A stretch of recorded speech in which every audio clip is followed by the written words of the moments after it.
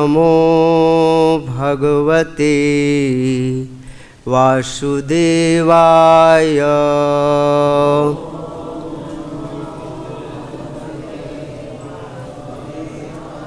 ओम नमो भगवते वासुदेवाय।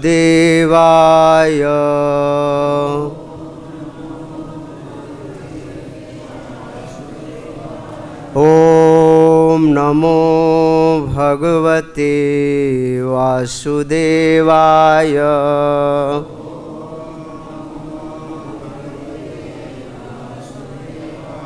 श्री युधिष्ठिर उवाच अहो अत्यद्भुतं हेतदुर्लभम् अहो अति अद्भुतं हि एतत्। बोलिए, अहो अति अद्भुतं हि एतत् दुर्लभ एकान्तिनामपि।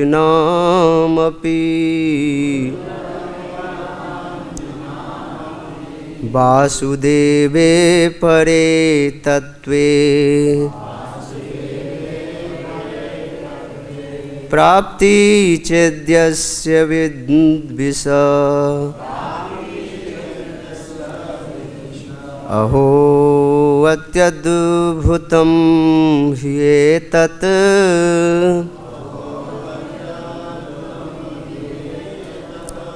दुर्लभ एकान्तिनामपि।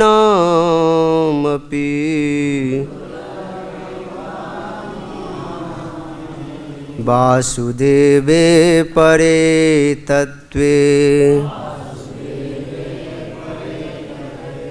प्राप्ति चेद्यस्य विद्विष। अहो अत्यद्भुतं हि एतत् दुर्लभ एकान्तिनामपि।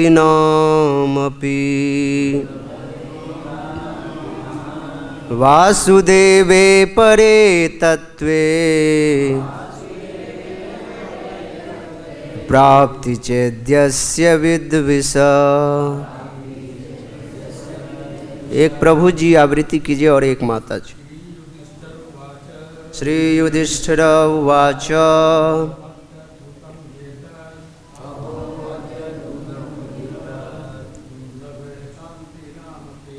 दुर्लभ एकान्तिनामपि।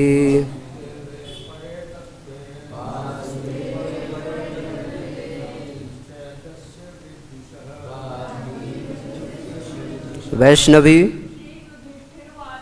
श्री युधिष्ठिर उवाच अहो अत्यद्भुतं एतत् दुर्लभेकान्तिनामपि। वासुदेवे परे तत्त्वे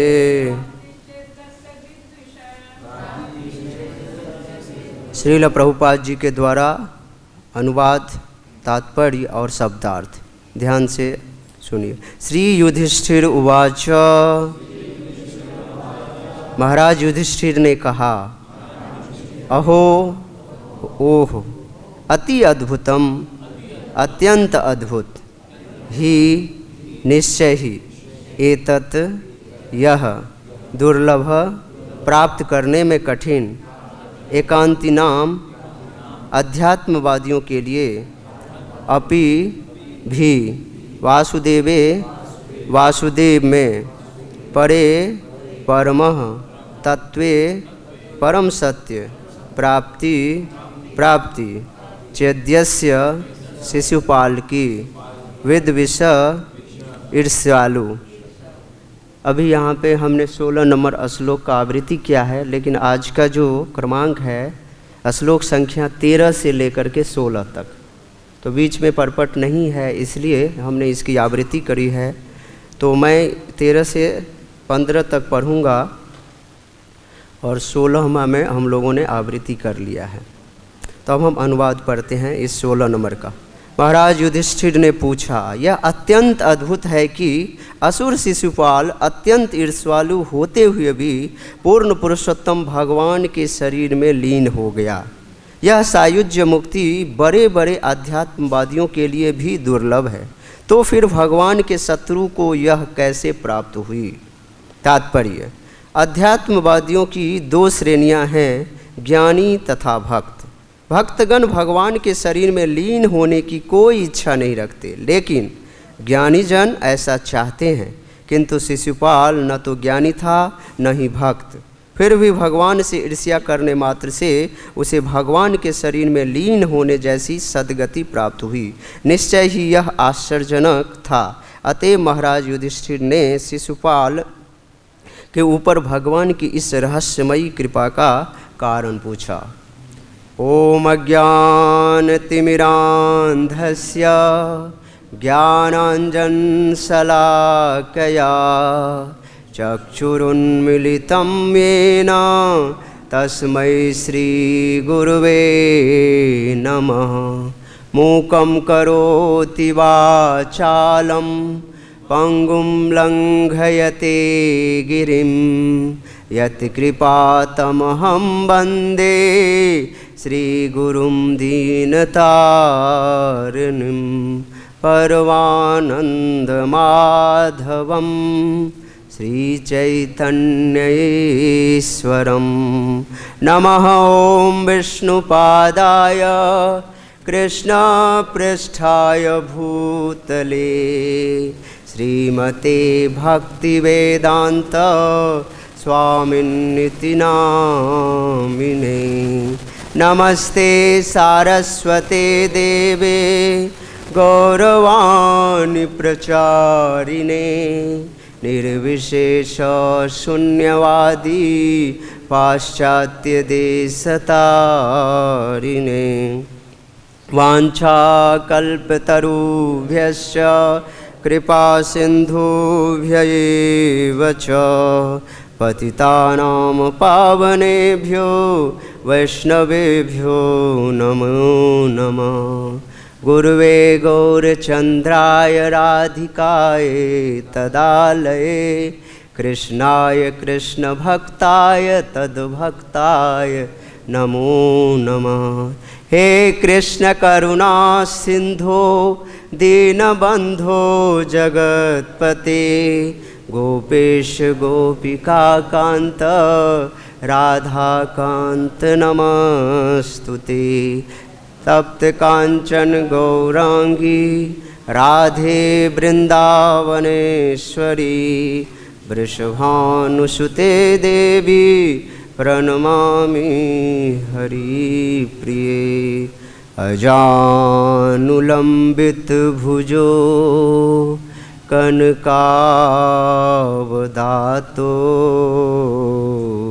संकीर्तने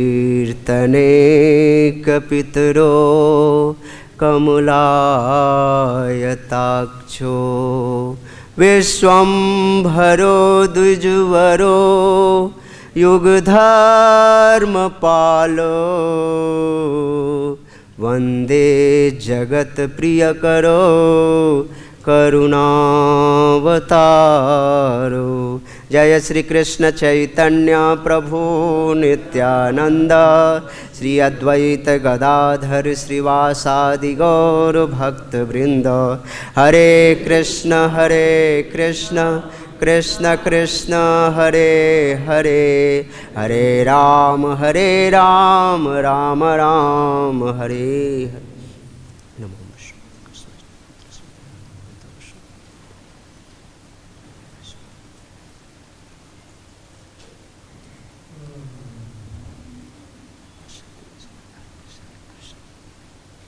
हरे कृष्णा। सर्वप्रथम मैं कृपा की याचना करता हूँ आप सब वैष्णव एवं वैष्णवी के चरणारविंद में करबद्ध प्रार्थना करते हुए मुझ अधम पतित पे कृपा कीजिए, क्योंकि श्रीमद् भागवतम जो मुक्त जीवात्माओं की वार्ताएं हैं उसको बोलने के लिए आप सब भक्तों की ही कृपा का अवलंबन है मुझे, क्योंकि मुझ में ऐसी कोई योग्यता नहीं है मेरे लिए तो ये परम सौभाग्य की बात है जो श्रीमद् भागवतम का बोलने का यह अवसर मुझे प्राप्त हुआ है। इसलिए आप सब वैष्णवजन मुझे कृपा कीजिए ताकि हम गुरु परंपरा की प्रसन्नता के लिए इस श्रीमद् भागवतम ग्रंथ को आप सब भक्तों के भक्ति के संवर्धन के लिए हम आचार्यों की वाणी को साधु गुरु सम्मत जो शास्त्र की वाणी है ऐसे ही वाणी का प्रयोग हमारे मुख से हो। हरे कृष्णा। तो 13 नंबर श्लोक है, अत्रैवोदाहृत पूर्वम इतिहास सुर ऋषिना प्रीत्या महाक्रतो राजन् पृक्षते अजात शत्रवे। हे राजन, पूर्व काल में जब महाराज युधिष्ठिर राजसूय यज्ञ कर रहे थे तो महर्षि नारद ने उनके पूछे जाने पर कुछ ऐतिहासिक तथ्य कह सुनाए, जिससे पता चलता है कि पूर्ण पुरुषोत्तम भगवान असुरों का वध करते समय भी इतने निष्पक्ष रहते हैं।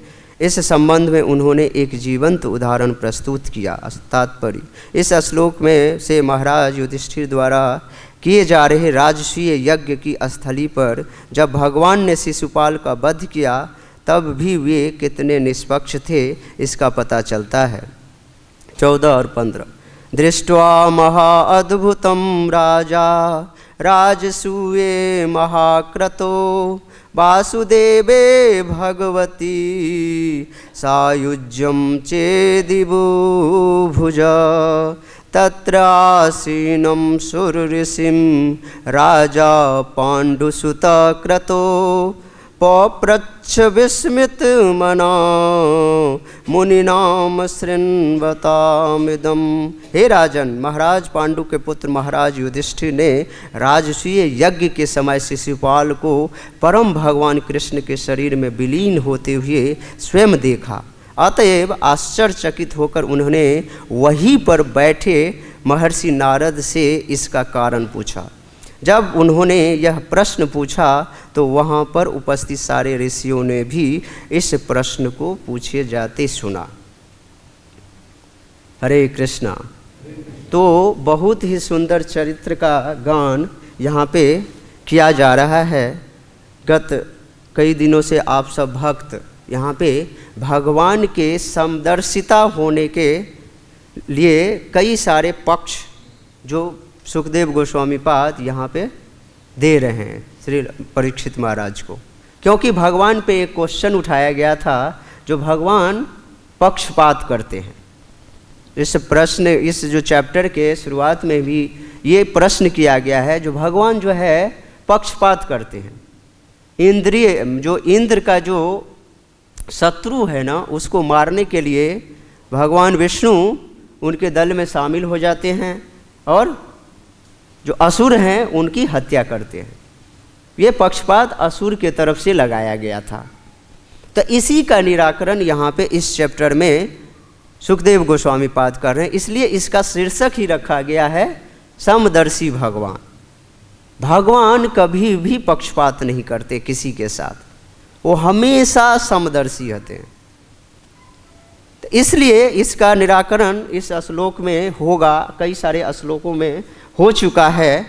तो यहाँ पर मैं शिशुपाल जो 13 नंबर श्लोक में हम लोग पढ़े हैं, जो एक जो है पूर्व के इतिहास का वर्णन किया गया है, जो यहाँ पर मैं बहुत ही संक्षिप्त रूप से दिया गया है शिशुपाल जी के जीवन का चरित्र।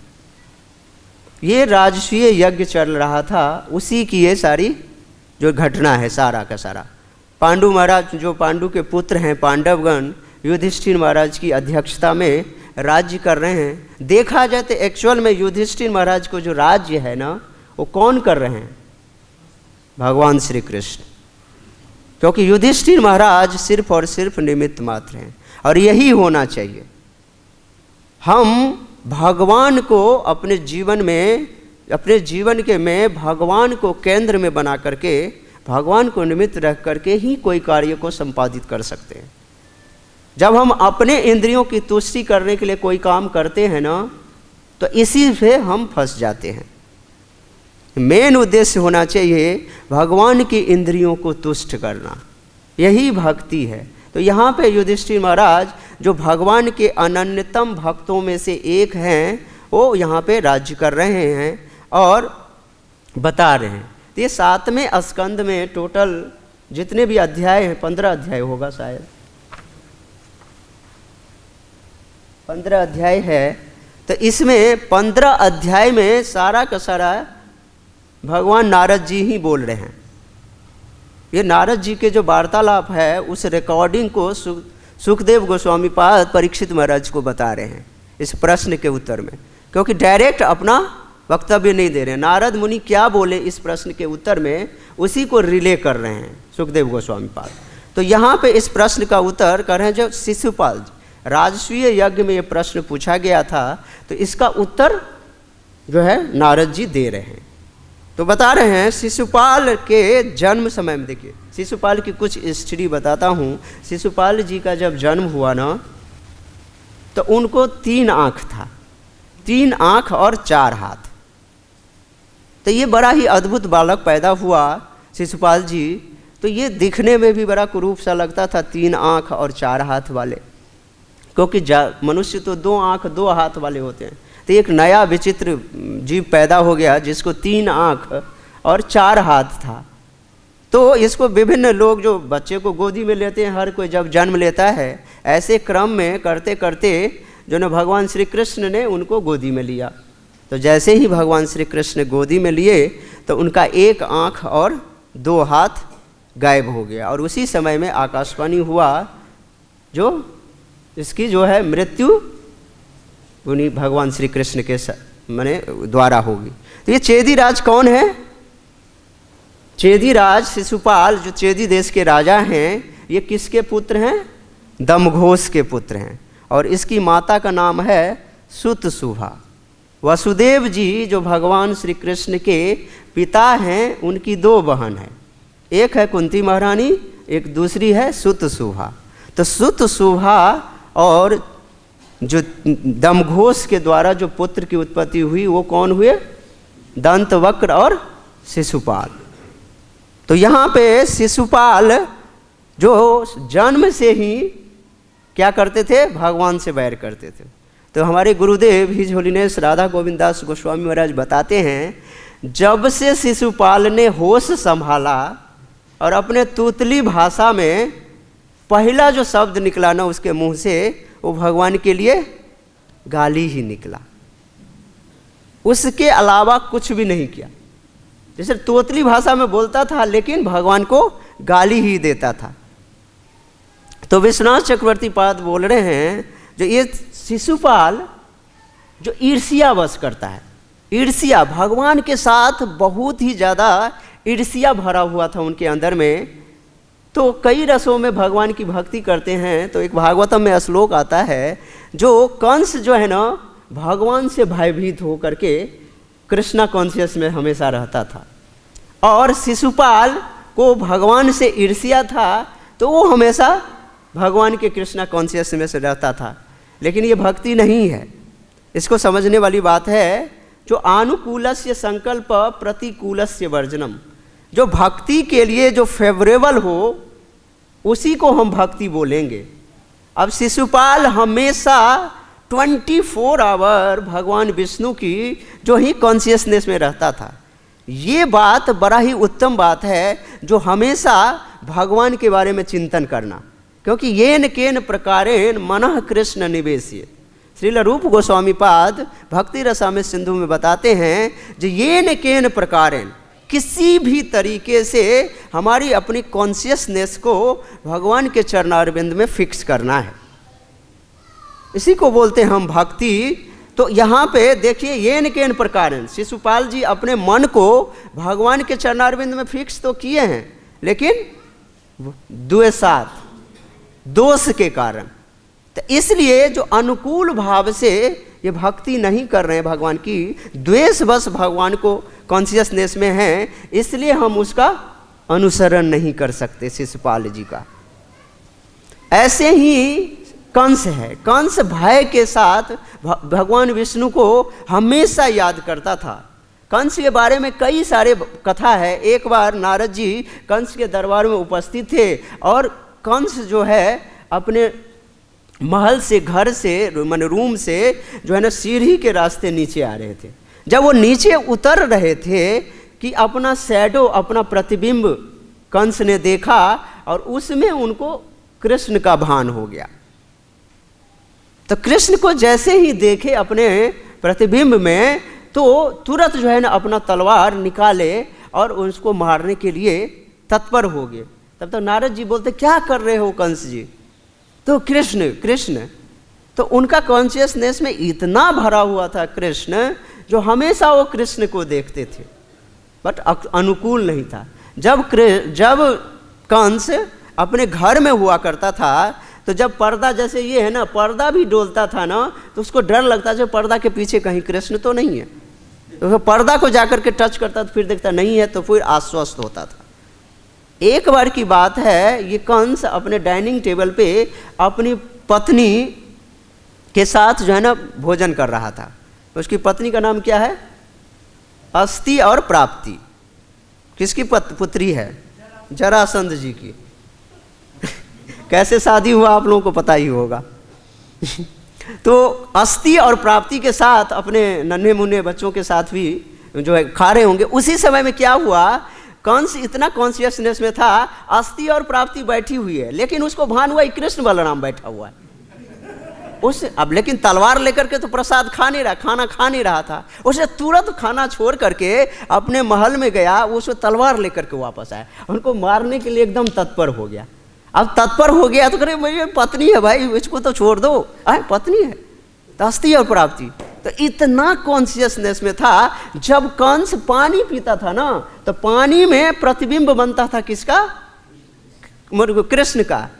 इतना भयभीत था। तो भयात कंसेन, कंस जो है ना भय बस, जो हमें कब ये मार देगा, इतना कृष्णा कॉन्शियसनेस था, जो एक योगी जन साधक भी इतना भगवान को याद नहीं करते थे। 24 आवर्स भगवान में चिंतन में लगा रहते थे। लेकिन ये क्या था? प्रतिकूल भाव से। इसलिए हम इनका अनुसरण नहीं कर सकते। इसलिए माता यशोदा भगवान की भक्ति कर रहे हैं। भगवान को क्या, किस चीज में बांध कर रहे हैं? एब्जॉर्प्शन, पूरा का पूरा एब्जॉर्ब से भगवान को एक रिलेशनशिप में भगवान को बांधने का प्रयास कर रहे हैं माता यशोदा। लेकिन बांधने के बीच में मकसद क्या है? ये जो बालक है, ये लोगों के घरों में जाकर के चोरी करता है, जिसकी शिकायत इनके पास आता था। तो इनका भाव क्या है माता यशोदा का? जो ये बालक किसी के घर में जाकर के चोरी न करे, ताकि भविष्य इसका बिगड़े न, इसलिए भाव अच्छा है भगवान को बांधने का। तो कह रहे हैं डेप्थ और डिवोशन। भगवान को कोई भला बांध नहीं सकता। जो पूरे जगत को त्रिगुणमयी रस्सी से बांध के रखते हैं, भगवान की बहिरंगा शक्ति, वो भगवान कहीं किसी के रस्सी में बंध सकते हैं क्या? तो कह रहे हैं लेंथ ऑफ रोप्स, यानी कि रस्सी की लंबाइयों से, लंबे रस्सी से भगवान को बांधा नहीं जा सकता। भगवान को अगर बांधना है तो भगवान जो है ना डेप्थ और डिवोशन करे। जो भक्ति की जो प्रगाढ़ता है ना, जब प्रेमा भक्ति से ही भगवान को सेवा के माध्यम से ही हम बांध सकते हैं। और कोई दूसरा उपाय नहीं है जो भगवान को हम बांध सकते हैं। इसलिए अनुकूलस्य संकल्प, अनुकूल भाव से जो भगवान की भक्ति किया जाता है, और वो भक्ति में जो फेवरेबल होता है, तो हम उसको ग्रहण कर सकते हैं। तो यहाँ पर मैं देखते हैं जो क्या कर रहा है, हमेशा एक बार क्या हुआ, जो जब पूरा का पूरा एब्जॉर्प्शन भगवान में है, लगा हुआ है, उस अवस्था में जो भक्ति किया जाता है और भगवान के साथ रिलेशनशिप एस्टैब्लिश करना होता है। सबसे पहले अगर भगवान के साथ संबंध स्थापित होगा, भगवान के साथ हमारा संबंध क्या है उसको अगर हम जान जाएंगे, उसके हिसाब से भक्ति करना बड़ा ही आसान हो जाता है। अब उसी हिसाब से कर सकते हैं। अगर हमें पता चल जाए जो ये प्रभु जी यहाँ के प्रधान क्या कहते हैं, टेम्पल प्रेसिडेंट हैं और यहाँ पे तो उनको हम इतना खातिरदारी करेंगे, लेकिन अगर हम नहीं जानते हैं तो एक आम आदमी की तरह हम पेश होंगे। तो संबंध जब जान जाते हैं किसी व्यक्ति का तो हमारा भाव में परिवर्तन हो जाता है। इसलिए सबसे पहला काम होता है भक्ति में, एक साधक को भगवान के साथ अपना संबंध बना लेना चाहिए। भगवान मेरे हैं, सिर्फ और सिर्फ मेरे, और के लिए होंगे भगवान ये हमें नहीं पता या जो भी होंगे, लेकिन ये भगवान किसके हैं? ये मेरे हैं। इसलिए ये संबंध स्थापित करना ये बहुत ही अच्छी बात है भक्ति को प्रतिपादित करने के लिए। तो कई तरह का यहाँ पे, तो इसलिए जब चैंटिंग में क्या होता है, भगवान में हमारा मन एब्जॉर्ब नहीं होता है। हम चैंटिंग करते रहते हैं, अपना माला की संख्या पूरा करते रहते हैं, लेकिन हमारा मन एब्जॉर्ब नहीं होता। कर एब्जॉर्ब का मतलब होता है मनोनिवेश। कर अपना जो मनोनिवेश है ना, मन जो है ना, भगवान में आवेशित करना चाहिए। भगवान के साथ संबंध में, भगवान के साथ लीला रूप गुण लीला में अपने मन को जब हम आवेशित करते हैं और उस वक्त में जब हम चैंटिंग करते हैं तो उस टाइम का जो आनंद होता है वो अलग ही आनंद होता है। हम उस सागर में जो है, आनंद के सागर में गोते लगाते रहते हैं। तो भगवान के साथ जो हमारा चैंटिंग के वक्त जो फीलिंग है, विलिंग है, वो डिपेंड करता है। तो इसलिए कह रहे हैं जो लव ऑफ अटेंशन, भगवान के साथ एक अटेंशन के साथ सजग होकर के भगवान के नामों का उच्चारण करते हैं और उसी शब्दों को, दिव्य ध्वनि को जब हम श्रवण करते हैं तो ये एक चैंटिंग का जो प्रोसेस है, ये दिव्य प्रोसेस है जिसके द्वारा हम भगवान को प्राप्त कर सकते हैं। यही एक विधि है जिसके द्वारा हम भगवान को प्राप्त कर सकते हैं, क्योंकि भक्तिया माम अभिजानाति, केवल और केवल भगवान की भक्ति करके ही हम भगवान को प्राप्त कर सकते हैं। अब कह रहे हैं हमारा जो हैप्पीनेस है ना, हमारा जो खुशी है ना, वो किस पे डिपेंड करता है? Location of consciousness, feeling. हमारा कॉन्शियसनेस क्या है भगवान के लिए, ये इस पे डिपेंड करता है हमारा भगवान के साथ। हमें माने भगवान के साथ हमारा जो संबंध है, हमारा भाव क्या है, इस पे हमारी भक्ति डिपेंड करता है। इसलिए इस ऑर्गेनाइजेशन का क्या नाम रखा गया है? इंटरनेशनल कृष्ण कॉन्शियसनेस, कृष्ण भावनामृत संघ। कृष्ण भावनामृत माने भावना जो है ना, भाव जो है ना, भगवान के प्रति हमारा अनुकूल होना चाहिए। इसलिए फीलिंग जो है यानी कि कॉन्शियसनेस है जो एकदम डेप्थ होना चाहिए। भगवान हमारे स्वामी हैं और हम उनके दास हैं। हम लोग दास से भक्ति रस में भगवान की सेवा करने का प्रयास करते हैं। तो जब हमारा फीलिंग सही डायरेक्शन पे होता है तो वो भगवान की भक्ति प्रगाढ़ होकर के भगवत भक्ति को प्राप्त करके हम भगवान के लोक को जाते हैं। लेकिन भक्ति लैक ऑफ कॉन्शियसनेस, जब हमारा कॉन्शियसनेस में विक्षेप होता है, कॉन्शियसनेस हमारा सही नहीं होता है, तो हम भक्ति बरसों बरसों तक करते रहते हैं, लेकिन हमारी उन्नति नहीं होती भक्ति में, क्योंकि हमारा कॉन्शियसनेस बड़ा गंदा है। इसलिए कॉन्शियसनेस को सुधारने का जो प्रोसेस दिया गया है, चेतो दर्पण मार्जनम, भगवान के दिव्य नामों का उच्चारण करने से ही हमारा जो है चेतो माने हमारा जो हृदय में मलिनता छाई हुई है ना, उसको हटाया जा सकता है। इसका इलाज यही है, भगवान का नाम ही लेना। बीमारी औषधि जो है, औषधि बीमारी का औषधि भगवान के नाम लेना है। भगवान का नाम जितना बढ़िया से लेंगे उतनी बढ़िया हमारा प्रोग्रेस होगा भक्ति में। यहाँ पे श्रील प्रभुपाद जी परपट में अध्यात्मवादियों की दो श्रेणियों का वर्णन है। तो इसमें पहला दिया है ज्ञानी और दूसरा दे रहे हैं भक्त। तो ज्ञानी के बारे में, तो ज्ञानी, कर्मी और भक्त, ये तीन तरह के लोग होते हैं। तो कर्मी के बारे में बताता हूँ। कर्मी क्या होता है? सेपरेट डिजायर, भगवान को साइड में रख करके एक सेपरेट डिजायर होता है किसी व्यक्ति का, और उसमें जब इंजॉय आनंद लेने का प्रयास करता है, इसी को कर्मी बोलते हैं। फ्रूटिव एक्टिविटीज, कोई भी काम करता है उसको रिजल्टेंट, उसका रिटर्न चाहिए। सकाम कर्मी जो लोग होते हैं कर्मी, उसको बोलते हैं सेपरेट। भगवान को साइड में रख करके जब हम इंजॉय करने की जो प्रवृत्ति होती है, ये कर्मी लोगों की होती है। और कर्मी लोग कहाँ ज़्यादातर जाता है? ज़्यादा से ज़्यादा स्वर्ग लोक तक। कर्मी लोगों का जो गंतव्य स्थान है, ज़्यादा से ज़्यादा बहुत ज़्यादा भक्ति कर लेगा स्वर्ग, तो स्वर्ग लोक तक जाएगा। अब होता है दूसरा है ज्ञानी। ज्ञानी की संख्या जो है बहुत ज़्यादा है। तो ज्ञानी बहुत ही उत्तम कोटि के भक्त माने जाते हैं। भक्त मतलब भक्ति नहीं, लेकिन ज्ञानी का क्या होता है टेंडेंसी? भगवान में मिल करके एंजॉय करना चाहते हैं।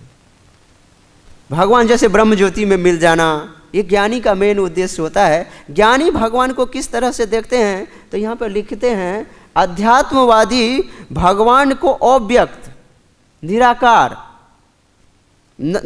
देखते हैं, अव्यक्त देखते हैं, और स्वरूप में, भगवान का स्वरूप में नहीं देखते। भगवान का एक निश्चित स्वरूप है। वो अध्यात्मवादी का जो ये ज्ञानी लोग हैं ना, ये भगवान के स्वरूप की पूजा नहीं करते, वो निराकारवाद की पूजा करते हैं।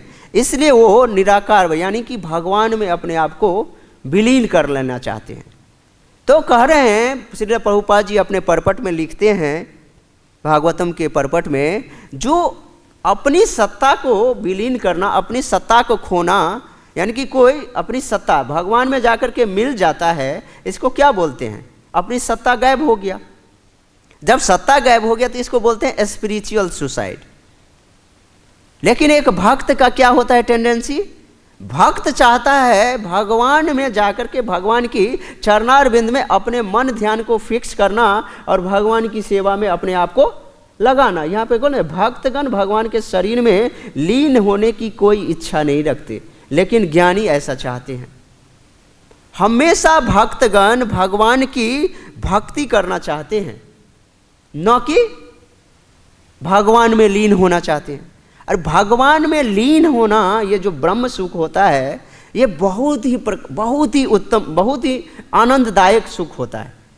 मोक्ष प्राप्त करना जो भगवान में लीन हो गया, लेकिन ये उससे भी करोड़ों गुना ज़्यादा वो आनंददायक होता है जब भगवान के चरणारविंद में फिक्स होकर के भगवान की हम सेवा करते हैं।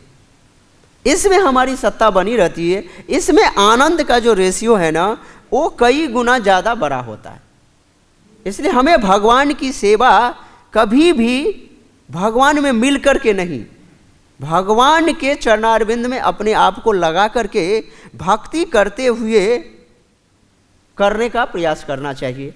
यही एक भक्त का यहाँ पे लक्ष्य होता है। तो यहाँ पे एक जो इतिहास बता रहे हैं नारद जी, जो हिरण्याक्ष और हिरण्यकशिपु का वध जो है भगवान क्यों किए, तो इसमें एक पुराना इतिहास बता रहे हैं। जो सनकादि ऋषि जब वैकुंठ को जा रहे थे तो जय विजय ने उनको रोक दिया 7वें दरवाजे पे। 6 दरवाजा तो सनकादि, सनक, सनातन, सनंदन, सनत कुमार जो ब्रह्मा जी के पुत्र हैं, वो वैकुंठ में जा रहे थे भगवान से मिलने के लिए। तो उनको जय विजय जो वहाँ के द्वारपाल हैं, भगवान के जो निजी पार्षद हैं, वो उनको रोक दिए, क्योंकि ये सनकादि ऋषि अपने उम्र को 5 वर्ष करके जो सबसे जो सबसे पुराने जो व्यक्ति हैं इस धराधाम पे, ये सनकादि ऋषि हैं, लेकिन अपने उम्र को फिक्स किए हैं 5 वर्ष की अवस्था में, क्योंकि 5 वर्ष की अवस्था में उनके मन में छल प्रपंच नहीं होगा, पूरा का पूरा कॉन्शियसनेस भगवान में लगेगा। इस तरह का हमेशा उम्र बनाए रखते हैं। तो इस बच्चे को नंग धरंग को देख करके जय विजय ये नहीं कैलकुलेट माने दिमाग में डिटरमाइन कर पाए जो ये व्यक्ति कौन हो सकता है। उन्होंने तुरंत रोक दिया, भाई आपके लिए जो है इधर जाना अलाउ नहीं है। अब अलाउ नहीं है तो सनकादि ऋषि ने तुरंत जो है ये भगवान की प्लानिंग के साथ उन्होंने उनको कहा, भाई आप तो यहाँ के अधिकारी नहीं हो, आपको जाना पड़ेगा मर्त्य लोक, क्योंकि मर्त्य लोक में ईर्ष्या द्वेष की ये भावना होती है। जो आप मुझे भगवान से मिलने से रोक रहे हो, हमारी स्वरूप को देख, इसलिए उनको आना पड़ा। तो ये जो शिशुपाल, दंतवक्र, रावण, कुंभकर्ण और जो हिरण्याक्ष और हिरण्यकशिपु, और कलयुग में बोलते हैं जगाई और मधाई, तो ये कौन है? जय और विजय। जय विजय का उद्धार करने के लिए ही भगवान अपने पार्षदों पे विशेष कृपा करने के लिए हिरण्याक्ष और हिरण्यकशिपु को इस धरती पर से ले जाने के लिए, आसुरी योनि से मुक्त करने के लिए उनको कृपा करने के लिए आए थे। इसमें उनका कोई निजी स्वार्थ नहीं था। निजी स्वार्थ यही था जो हमारा पार्षद है उनको अपने धाम में ले जाएंगे, लेकिन इंद्र की चालाकी इसमें नहीं था। लेकिन असुरगण को ऐसा लगा जो ये जो शिशुपाल है, ये जो शिशुपाल यहाँ पे जो क्यों वध किए, तो भगवान की एक विशेष कृपा के कारण इन्होंने हिरण्याक्ष और हिरण्यकशिपु को वध किए और अपने धाम में ले गए। लेकिन यहाँ पे शिशुपाल जो भगवान को जब 100 गाली दे, राजसूय यज्ञ में जब शिशुपाल एक से एक गाली दे रहे थे, तो इस इतिहास को बता रहे हैं नारद जी, अब बोल रहे हैं जो जब इतना गाली दे रहे थे, जब 100वां गाली पूरा हो गया तो भगवान ने अपना सुदर्शन चक्र निकाल करके शिशुपाल जी का गला का काट दिया। इसका क्या मतलब है? शिशुपाल जी का जब शरीर में गला कटा तो शिशुपाल जी से दिव्य आत्मा निकल करके भगवान के शरीर में आकर के विलीन हो गया। इस घटना, जो ये अद्भुत घटना यहाँ पे लिखा है ना, अद्भुत घटना, ये जो अद्भुत घटना है ना, ये राजसूय यज्ञ में जो घटा, इसको देख करके सारे ऋषिगण, वहीं पे नारद जी उपस्थित थे, सारे ऋषिगण उपस्थित थे, इसको देख करके ये प्रश्न पूछते हैं, जो ये शिशुपाल जो हमेशा भगवान के साथ द्वेष करता था, वो भगवान की जो सायुज्य मुक्ति को कैसे प्राप्त कर लिया? जो भगवान में कैसे, जो सायुज्य मुक्ति जो बड़े बड़े योगी साधक को भी नहीं मिलता, वो शिशुपाल जो भगवान के साथ हमेशा द्वेष करता था, भगवान को गाली दिया है, वो सायुज्य मुक्ति को कैसे प्राप्त कर लिया? इस बात को देख करके बड़ा इन लोगों का दिमाग काम नहीं कर रहा। इसलिए युधिष्ठिर महाराज यहाँ पे प्रश्न पूछे हैं नारद जी से, जो ये भला कैसे हुआ? तो ये पुराना इतिहास नारद जी ने इनको बताया। जो नारद जी ये पूरा इतिहास बताने पे उनको ये बात पता चला। इसलिए इतने 20 साल 25 साल जो भगवान के भक्ति करते आ रहे हैं, लेकिन भगवान की भक्ति करते हुए भी आनंद की प्राप्ति नहीं कर पा रहे हैं, इसका मेन कारण है लैक ऑफ कॉन्शियसनेस। भाव भगवान के साथ जो फिक्स होना चाहिए, किस भाव से हमें भक्ति करना चाहिए, ये ठीक नहीं बैठने से हम भक्ति में आगे पदोन्नति नहीं कर पाते हैं। और किसी वैष्णवों के प्रति जब हमारे से अपराध होता है और हमारा कॉन्शियसनेस रॉन्ग होता है, तो हम भगवान की भक्ति को रिलीज नहीं कर पाते, आनंद नहीं ले पाते। अगर मान लीजिए खीर बना है और बहुत सुंदर खीर बना, सब चीज़ डाला है, मेवा, काजू, किशमिश, लेकिन कोई इसमें थोड़ा सा 2 बूंद मिट्टी तेल डाल दे, तो ये जो मिट्टी तेल है ना, उस खीर के आनंद को पूरा ख़त्म कर देगा। तो भगवान की भक्ति करने के लिए ना हमें मिट्टी तेल को साइड में रखना पड़ेगा। हमारे जो कचरे हैं ना, मन के जो भाव है ना, गलत जो विचार है ना, उसको साइड में रख के भगवान के साथ भाव फिक्स, क्योंकि भगवान कौन है? भावग्राही जनार्दन। भगवान हमारे भाव के भूखे हैं, भाव हमारा लेते हैं। हमारी कॉन्शियसनेस के, हमारी जो पूरी की पूरी भक्ति कॉन्शियसनेस पे डिपेंड करती है, और कॉन्शियसनेस हमारा शुद्ध होता है चैंटिंग के बल पे। चैंटिंग जिसका जितना अच्छा होता है ना, वो उतना ज़्यादा जो है भगवान की प्रत्यक्ष सेवा कर पाता है। इसलिए ज्ञान योग जो है, देखिए ज्ञानी, यहाँ पे 2 तरह की चर्चा है ना, ज्ञानी और भक्ति योगी। ज्ञानी भगवान के लोक को जाता है और भक्ति योगी भी भगवान के लोक को जाता है, लेकिन दोनों प्रोसेस एक अलग प्रोसेस है। ज्ञानी योग का जो प्रोसेस है ना, ये बड़ा ही कष्टकारक प्रोसेस होता है। जैसे हम समझ सकते हैं, हमें 20 फ्लोर के बिल्डिंग पे चढ़ाई करना है, जाना है। अगर कोई व्यक्ति लिफ्ट में बैठा है तो दबाया बटन 20वां फ्लोर और पहुंच गया। तो ये है भक्ति योग का प्रोसेस। लेकिन ये जो ज्ञान योग का प्रोसेस है ना, 20वें फ्लोर पे सीढ़ी के रास्ते से ये भी जाएगा, लेकिन हो सकता है थक जाए, दम फूल करके मर भी जाए, हो सकता है पहुंच भी जाए। तो इसमें गारंटी उतना ज़्यादा नहीं रहता। तो ये प्रोसेस जो है बड़ा लॉन्ग प्रोसेस है।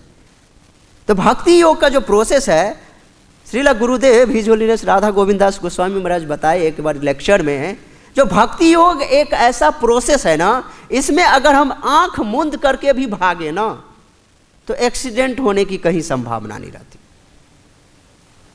इसमें एक्सीडेंट कहीं नहीं होता। अगर भक्ति से हम च्युत भी हो जाएंगे ना तो हमें 9 में भक्ति प्रणश्यति, कौन्तेय प्रतिजानी 9 में भक्त प्रणश्यति, भगवत गीता 9.31। तो भगवान इसमें बता रहे हैं जो भक्ति का कभी भी नाश नहीं होता। अगर हमने एक घड़ी आधो घड़ी आधो में पुनियाद, अगर हमने एक घड़ी भी भगवान की भक्ति कर ली ना तो वो हमारे अकाउंट में जमा हो जाता है। तो भक्ति योग का एक ऐसा अकाउंट हमारे अंदर खुला हुआ है जिस अकाउंट का कभी कुछ खत्म ही नहीं होता, वो हमेशा संवर्धन ही होता है। लेकिन आप 1 करोड़ रुपया आप अपने अकाउंट में, भौतिक दुनिया के अकाउंट में रख दो बैंक में, और थोड़े दिन बैठ जाओ घर में, वो 1 करोड़ रुपया कब खत्म हो जाएगा आपको पता भी नहीं चलेगा। तो भक्ति योग कभी भी नाश नहीं होता भक्ति योग। और भक्ति योग का जो माध्यम है ना, कष्टकारक नहीं होता है। ये ज्ञान योग का मार्ग बड़ा ही कष्टकारक होता है। इसमें ये भगवत गीता के 12वें अध्याय का 5वां श्लोक पढ़ते हैं और श्रील प्रभुपाद के तात्पर्य से समझने का पढ़ते। क्लेशः अधिकतर तेषाम् अव्यक्त आसक्त चेतसाम् अव्यक्ता ही दुखम देहवद्भि अवाप्यते। कह रहे जिन लोगों का मन परमेश्वर के अव्यक्त निराकार स्वरूप के प्रति आसक्त है, उनके लिए प्रगति कर पाना बड़ा ही कष्टकारक होता है। ये किसका मार्ग बता रहे हैं? ज्ञानी का मार्ग बता रहे हैं। करें देहधारियों के लिए उस क्षेत्र में प्रगति करना सदैव दुष्कर रहता है।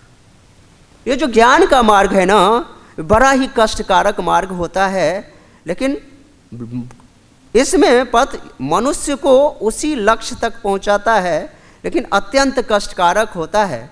जबकि भक्ति योग भगवान की प्रत्यक्ष सेवा होने के कारण सुगम है। देखिए भक्ति योग में क्या है, यहाँ पे ज्ञान भगवान को निराकार समझ करके कहीं भी ध्यान लगाता उसकी सेवा करते हैं, वो उनका सुटेबल चीज़ नहीं होता है। लेकिन भक्ति योग में क्या होता है, भगवान के एक साकार रूप, एक फिक्स रूप की सेवा करता है। तो इसलिए ये बड़ा ही सुगम हो जाता है। हम लोग भगवान के अर्चा विग्रह में हिज ग्रेस रमाकांत प्रभु जी श्री ईशोपनिषद में पढ़ाए, जो अगर हमारा कॉन्शियसनेस बहुत ज़्यादा डेवलप हो जाता है ना, तो हम भगवान को सर्वप्रभु हम कहाँ देखते हैं? भगवान को हम क्या, हमारे मन में भाव क्या रहते हैं? भगवान कहाँ हैं? मंदिर में। भगवान हमारे हृदय में भी बैठे हैं, विराजमान है, लेकिन ये भाव जल्दी नहीं आता है जो भगवान हमारे अंदर में हैं। लेकिन भगवान अर्चा विग्रह के रूप में मंदिर में उपस्थित हैं, तो ये भाव आता है उनको देख करके जो भगवान मंदिर में है। तो दूसरे जगह पे कहाँ पे दिखता है भगवान हमें? गुरु में। पहले अर्चा विग्रह में दिखना चाहिए, दूसरा गुरु में, तीसरा अपने आत्मा में भगवान को मैंने इसमें अनुभव करना चाहिए। भगवान हमारे दिल के अंदर में, भगवान हमारे मैंने अंतरात्मा में बसे हुए हैं, तो भगवान का अनुभव यहाँ पे करना चाहिए। इसलिए श्रील प्रभुपाद जी यहाँ पे तुरंत ज्ञान योग और भक्ति योग का वर्णन करने के बाद तुरंत अर्चा विग्रह का जो है वर्णन कर दिए। क्योंकि कलयुग में जो हमारा जो भगवान को समझने का जो मेन पॉइंट है ना, वो मंदिर है। भगवान कहाँ उपस्थित है? मंदिर में उपस्थित है। जब हम शुरुआत में भगवान को मंदिर में देखेंगे तो ये कॉन्शियसनेस डेवलप होते होते फिर गुरु में देखेंगे, फिर अंतरात्मा में देखेंगे, फिर हर जीवात्माओं में हम भगवान को देखेंगे। तो ये डेवलपमेंट भक्ति का एक प्रोसेस है। तो भगवान का ये एक साकार रूप है। भगवान कलयुग में अर्चा विग्रह के रूप में उपस्थित होते हैं और भक्तों से सेवा ग्रहण करते हैं। आप सब भक्त अर्चा विग्रह की बहुत कथा श्रवण किए हैं, साक्षी गोपाल, ऐसे कई सारे कथा हैं जो भगवान अर्चा विग्रह के रूप में अपने भक्तों के साथ रेसिप्रोकेट करते हैं, आदान प्रदान करते हैं। तो ये सेवा को लेने के लिए भगवान अर्चा विग्रह के रूप में यहाँ पे उपस्थित है। जैसे मान लीजिए हर रोड के साइड में देखे होंगे एक लाल बक्सा डब्बा रहता है, वो पोस्ट ऑफिस के द्वारा निर्धारित एक लाख, उसको क्या बोलते हैं, पत्र पेटिका, पत्र मंजूषा जो होता है, उसमें क्या होता है, उसमें अगर आप लेटर डालोगे तो 6 से 7 दिन, 8 दिन, 10 दिन के अंदर में जहाँ भी आपको भेजना है उस जगह पे वो पहुँच जाता है, क्योंकि वो ऑथराइज्ड डब्बा है। भगवान का ऑथराइज्ड डब्बा, भगवान का जो ऑथराइज्ड रूप है कौन सा है, अर्चा विग्रह। इसलिए अर्चा विग्रह को जब हम भोग लगाते हैं तो भगवान स्वीकार करते हैं और वो हमारे लिए उच्चिष्ट प्रसाद जो पाप मुक्त करके छोड़ देते हैं। तो इसलिए उस जो पेटी बॉक्स में जो लेटर डालने से अपने गंतव्य स्थान पे पहुंच जाता, लेकिन उसी तरह का एक लाल बॉक्स जो अनऑथराइज्ड हो, उसमें अगर हम लेटर डालेंगे ना तो वो बरसों तक वहीं पे पड़ा रहेगा। तो कहने का मतलब है जो हमारी साधन भक्ति योग का जो प्रोसेस है ये ऑथराइज्ड डब्बा की तरह है, और उसको प्रोसेस को आगे इसको करने से हम जो है ना सर्वशक्तिमान भगवान को प्राप्त कर सकते हैं, वो सेवा के माध्यम से।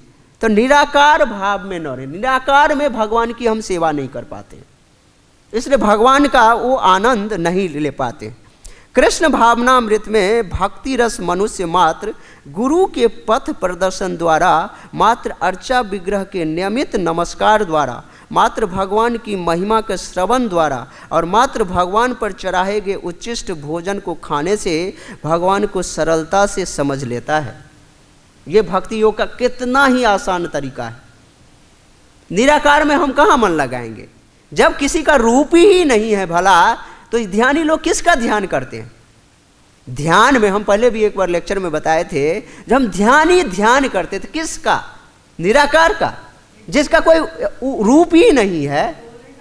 गोले का करते हैं, एक प्रकाश के बिंब का करते हैं, तो भाई जिसका कोई रूप ही नहीं है तो उस पर ध्यान केंद्रित करना मूर्खता है ना भाई। याद तो उसको किया जा सकता है, उस पर सेंट्रलाइज किया जा सकता है अपने माइंड को, जिसका कोई स्वरूप होगा। अब मैं राधा श्याम सुंदर को अभी याद करूं आंख मूंद करके, तो राधा श्याम सुंदर का विग्रह हमारे मन में अभी बन रहा है। और जब मैं राधा श्याम सुंदर को कभी देखा ही नहीं रहूंगा तो मैं कितना आंख बूंद कर लूं, पट्टी बांध लूं और क्या कहते हैं कुएं में जाके बैठ जाऊं, सौबरी ऋषि की तरह पानी के अंदर में तपस्या करने बैठ जाऊं, तो क्या हमें राधा श्याम सुंदर दिखेंगे? नहीं दिखेंगे। जिनका स्वरूप है वही दृष्टिगोचर होते हैं। इसलिए भक्ति जीवन में भगवान के नाम का श्रवण कीर्तन, भगवान की लीलाओं का श्रवण कीर्तन करके और भगवान को नमस्कार करके जो है ना, मन मना भव मद भक्तो मद्याजी माम नमस्कुरु, भगवान को नमस्कार करना, अपने आप को भगवान को समर्पित करना, ये भगवान की बड़ा ही सरल विधि से सेवा है। और भगवान की शुद्धतम भक्ति ऐसा करके हम भगवान के लोक को प्राप्त कर सकते हैं। ये तु सर्वाणि कर्माणि मयि सन्न्यस्य मत्परा अनन्येनैव योगेन मां ध्यायन्त उपासते तेषाम् अहं समुद्धर्ता मृत्यु संसार सागरात् भवामि न चिरात् पार्थ मय्यावेशित चेतसाम्। जब हम अपने सारे कार्यों को भगवान श्री कृष्ण को अर्पित कर देते हैं, अपने अविचलित भाव से जब भगवान की पूजा आराधना करते हैं, अपने चित्त को भगवान में स्थिर करके नित्य निरंतर भगवान का माने ध्यान करते हैं, तो भगवान हमें क्या करते हैं, इस मृत्यु जन्म मृत्यु रूपी संसार भव सागर से उद्धार करने के लिए आ जाते हैं। यहाँ पे श्रील प्रभुपाद जी अपने परपट में लिखे हैं, जो कोई भी तैराकी बड़ा ही एक्सपर्ट क्यों ना हो, लेकिन समुद्र में जाकर के अगर तैराकी करेगा ना तो कहीं भी समुद्र को कभी भी क्रॉस नहीं कर सकता है, कितना भी बड़ा तैराकी क्यों ना हो। अगर आपको भवसागर, जो ये समुद्र रूप जो भवसागर है, जो जन्म मृत्यु जरा व्याधि भवसागर में हम सब जीवात्मा फंसे हुए हैं, इसमें से कौन निकाल सकता है हमें? स्वयं भगवान। भगवान ही निकाल सकते हैं। भगवान के रूप में जो गुरु हैं, प्रतिनिधि हैं, जो गुरु कॉन्फिडेंशियल मैसेंजर है भगवान का, वही हमें इससे निकाल सकते हैं। तो बराह पुराण में बताया गया है, जो भगवान स्पेशली जो अपने शुद्धतम भक्त को उस भवसागर से, जन्म मृत्यु के रूपी भवसागर से निकालने के लिए आते हैं। कैसे? नयामि परमं स्थानम अर्चिरादि गतिम बिना गरुड़ स्कंधम आरोप्य यथेक्षम निवारिता। कह रहे हैं बैकुंठ लोक में आत्मा को ले जाने के लिए भक्त को अष्टांग योग करने की जरूरत नहीं है, किसी भी तरह की ध्यान करने की जरूरत नहीं है। सिंपल भगवान श्री कृष्ण के नामों का उच्चारण, हरे कृष्ण कृष्ण कृष्ण हरे हरे, हरे राम राम राम हरे हरे, नित्य निरंतर 24 घंटा जब हम इस नामों का उच्चारण करते हैं, भक्ति योग का प्रोसेस को फॉलो करते हैं, तो भगवान स्वयं गरुड़ पे स्कंधम आरोप्य, गरुड़ पे सवार होकर के भगवान हमें इस भवसागर से निकालने के लिए स्वयं आ जाते हैं। हमें कहीं जाने की जरूरत नहीं होता है। ये निराकारवादी ज्ञानवादी ध्यानी लोग अष्टांग योग करते हैं, सिद्धि प्राप्त करने के लिए क्या क्या करते हैं, ये एक साधक को, एक भक्ति योगी के प्रोसेस में ये सब नहीं किया जाता है। भगवान स्वयं आते हैं। आप लोग गुरुवाष्टकम का जो गुरुवाष्टकम जो आप लोग भगवान गुरु की जो महिमा को सुबह सुबह गाते हैं, संसार दावानल, उसमें 9 श्लोक है। 9वां श्लोक में बताया गया है, जो श्रील विश्वनाथ चक्रवर्ती पाद बताते हैं, जो गुरुवाष्टकम गाने, जो ब्रह्म मुहूर्त में गुरुवाष्टकम का गायन स्वर के साथ, लय के साथ करते हैं, उनको वृंदावन चंद्र, जो कृष्ण चंद्र वृंदावन के जो भगवान हैं, वो स्वयं उनको लेने के लिए आते हैं। क्योंकि विस्मरण, ये इसलिए गुरुवाष्टकम यानी सुबह सुबह जो पहला काम जो होना चाहिए, लय के साथ और उच्च स्वर में अपने गुरु की आराधना करनी चाहिए, गुरु का ग्लोरिफिकेशन करना चाहिए। ये 8 जो श्लोक है, श्रील विश्वनाथ चक्रवर्ती पाद 17वीं शताब्दी के उत्तरार्ध में ये लिखे थे। अब विश्वनाथ चक्रवर्ती पाद कौन है? श्रील रूप गोस्वामी पाद।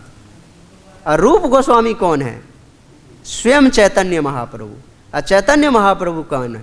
स्वयं भगवान श्री कृष्ण।